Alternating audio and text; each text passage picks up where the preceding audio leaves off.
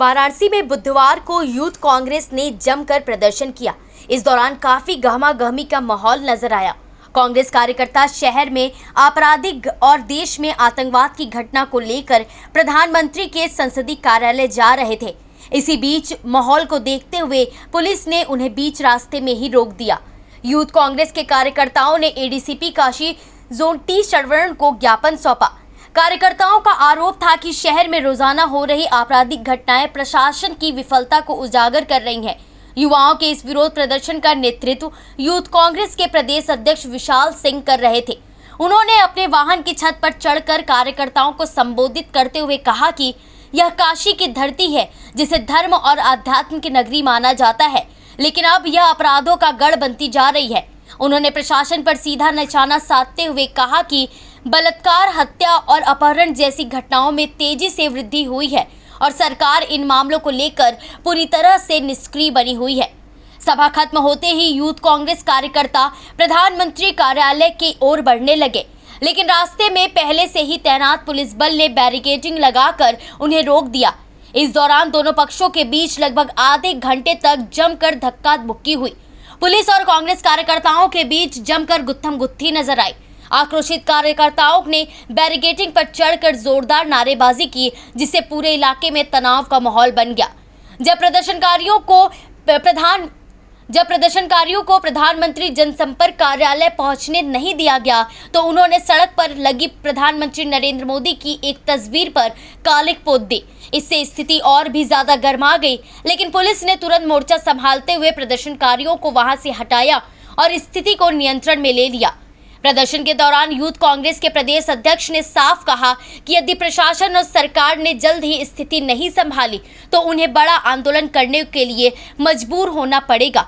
उन्होंने वाराणसी की कानून व्यवस्था को लेकर सरकार को कटघरे में खड़ा करते हुए एडीसीपी को ज्ञापन भी सौंपा। साथ ही साथ केंद्र सरकार और गृह मंत्री अमित शाह की कार्यशैली पर सवाल भी उठाए। कि आप लोग जानते हैं, जब से ये भ्रष्टाचारी दुराचारती भारतीय जनता पार्टी जब से सरकार में आई है, आए दिन भ्रष्टाचार, दुराचार और अपराध का संख्या बढ़ते जा रहा है। पिछले 2 महीने में आप देखे होंगे कि यहाँ पे कितनी रेप की घटनाएं हो गई, रेप की कोशिश की घटनाएं हुई। बीएचयू में एक लड़की को नग्न करके घुमाया गया, रेप किया गया, जो कि भारतीय जनता पार्टी के 3 कार्यकर्ता थे।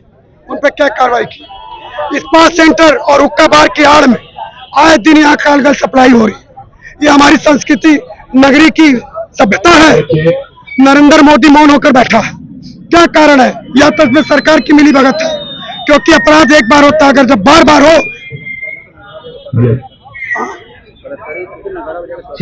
आए दिन बलात्कारी जो जेल से छूट कर आते हैं, नगाड़ा बजा के भारतीय जनता पार्टी के लोग स्वागत करते हैं। देश में कोई मुद्दा होता है, कल पहलगाम में हमला हुआ, देश का गृह मंत्री, रक्षा मंत्री सो रहे थे क्या जहां पे 2000 पर्यटक घूम रहे वहां पे कोई सुरक्षा कर्मी नहीं होना चाहिए? इसकी जिम्मेदारी कौन उठाएगा? और उस विषय में भी ये पाकिस्तान को गाली देने के बजाय हमारे देश के मुसलमानों को टारगेट कर रहे हैं, जबकि इस देश की आजादी में मुसलमानों को भी बराबरी की भागीदारी रही। कैसा देश बना रहे हैं? क्या हम नफरत के आंधी में जलने के लिए आए हैं क्या? ये देश गांधीवादी विचारधाराओं का।